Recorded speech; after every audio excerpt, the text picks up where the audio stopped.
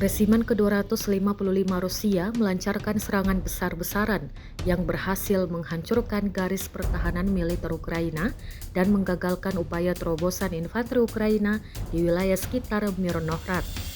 Rekamannya diunggah di Telegram pada Sabtu 3 Mei 2025. Serangan tersebut dilaporkan berasal dari tembakan rudal Rusia yang presisi dan dahsyat.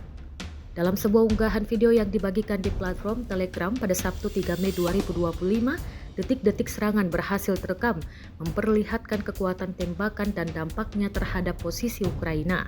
Orang-orang itu benar-benar menghancurkan garis pertahanan angkatan bersenjata Ukraina dan bergerak maju, demikian bunyi pesan tersebut.